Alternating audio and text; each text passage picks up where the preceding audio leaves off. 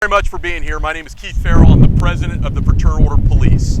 I want to make a few comments today in relation to the riots and address the peaceful protesters that have participated downtown.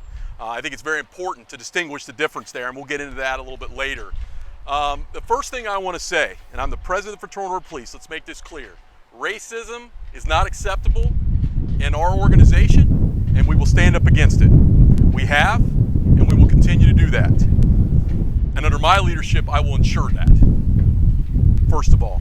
Second of all, obviously the mayor and the chief had a press conference today, or took questions, I should say, today.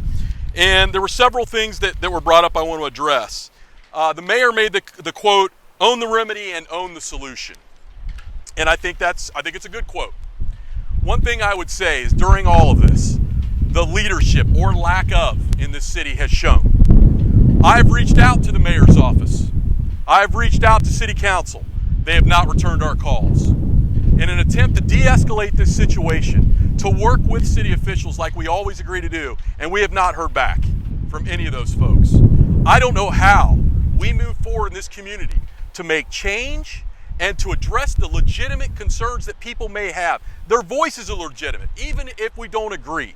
It's important to hear. And I don't know how we move forward in this community with leadership that won't reach out to the other side to help out. We're waiting on that call. We will continue to be there to wait on that call. We have worked in the past. I am glad the mayor acknowledged that through contract negotiations, they've made some steps. Why have they made some steps? Because the union has agreed to things. I'll give you a great example. Body-worn cameras. They did that with an agreement with us. We agreed to that and worked together to get that for full transparency for everyone.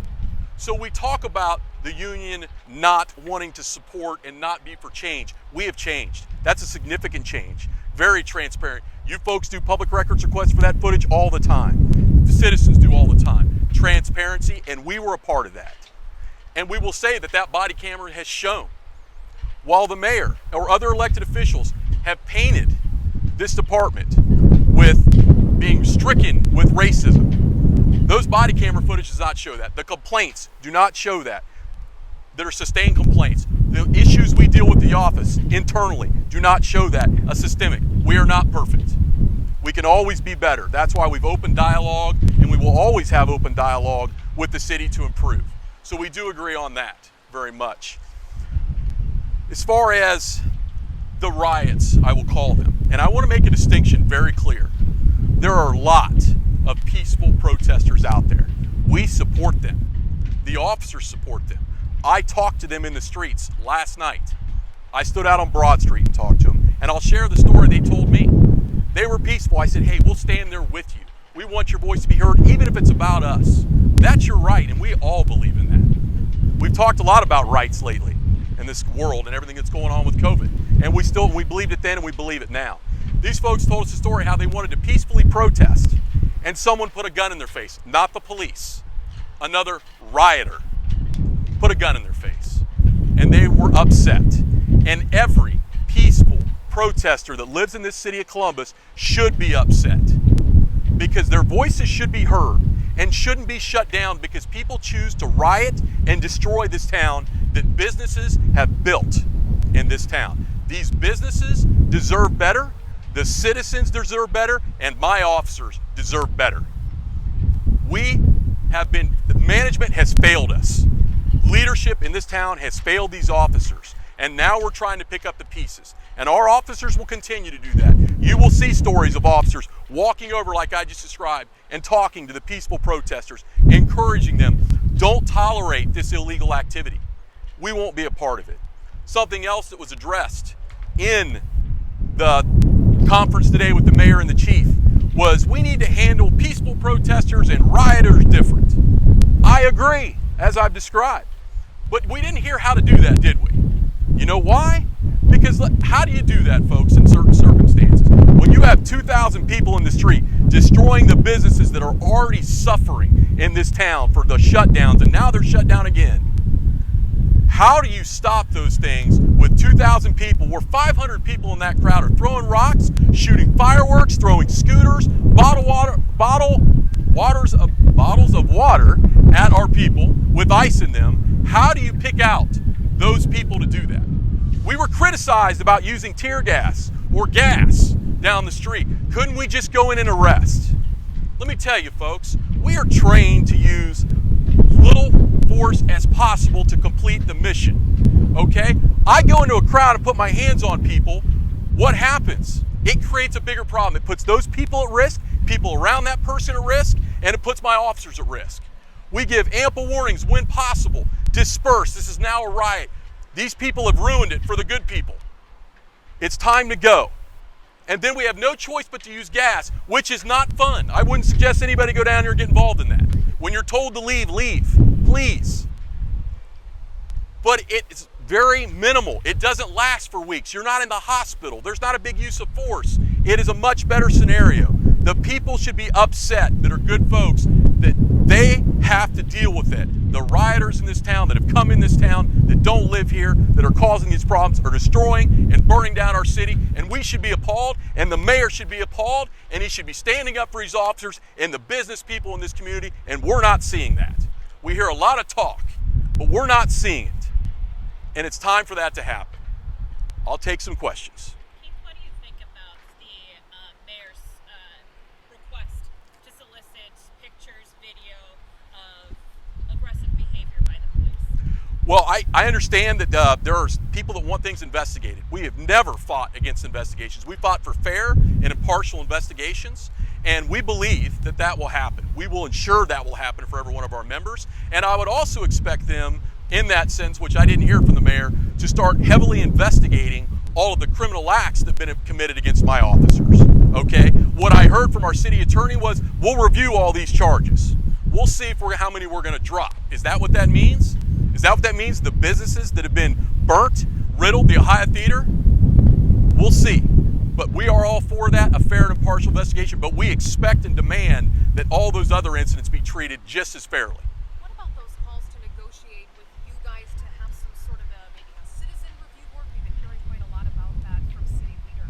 Well, I know you've heard a lot about that this week, and I'm waiting on that call, as I said. And they have the ability to bargain, as the mayor has said. And we will always sit down, just like we did with body cameras, and depending on the proposal, we'll see what they have to say about that. We will have conversations. But I will tell you, we have got things in place right now. You have the cameras that take care of everything. We keep talking, we want more and more and more. We give them the cameras that gives you full transparency to see every little thing that happens on these arrests, and it's not enough. Our officers, the reality is our officers doing a damn good job, and will continue to do a good job regardless of what they want to do.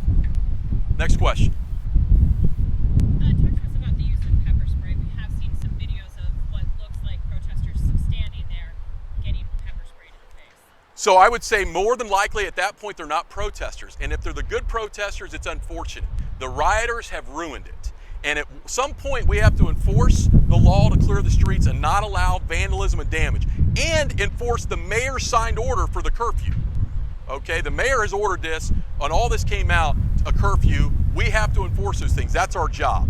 So yes, absolutely pepper spray is used at times. When we get on the loudspeaker and say it's time to disperse, it has become an illegal function due to the bad apples. And it's time to go. And that's unfortunate. I would like to talk a little bit more about some of the comments been made about my officers from the administration, being the mayor's office.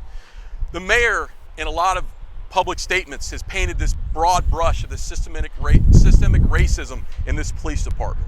And it's quite ironic because our police department, in my opinion, is one of the best trained in this country. And we go to training on implicit bias, and we have a lot of talks and discussions about not painting an entire group of people or an entire entity because of the actions of a few, and our mayor did that to us. It's exactly how our officers feel. And that's unfortunate, and I hope he thinks about that before he describes all of us that way. I hope he stands up and screams to stop assaulting our police. Thank you. Anything else? What would you like to see from city leadership? I would like to see them stand up strongly and discourage violence against police. We've heard it here and there, but Mayor de Blasio, who is not friends with the FOP or the police union there in New York, made a very strong statement today. And I don't want to wait until an officer gets killed here, which we're seeing, or shot, for someone to jump up and make a statement. The time is now. And it's not just about officers, it's about the businesses and the community and the good citizens of this community that deserve better. because they're going to get hurt too. And it's time to stop. And it's time to stand up and be a leader and say that. So I know you've been out there every single day.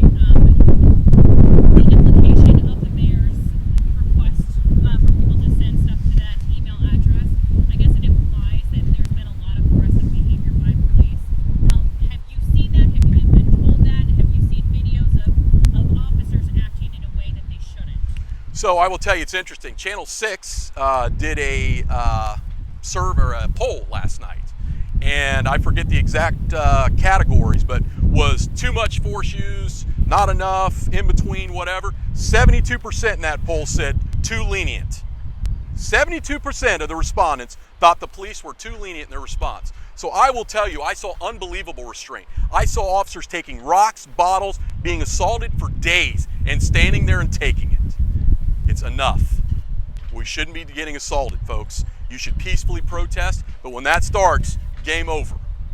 And everybody should be offended by that because it is affecting your cause. Your voice is being stopped because of those people, and you should not stand for that as a citizen of this city. What would you say to some of those videos that are going around on social media that are gaining a lot of traction? Maybe it's a video of those journalists with the lantern or other things that we're seeing going online when people say, hey, I took this video, they claim it's a clear example of police misconduct. Do you have a response to something? So I don't know the specific videos in general, but I will say this, if there's misconduct, it will be investigated. That's a police department conversation, but we understand that's going to happen.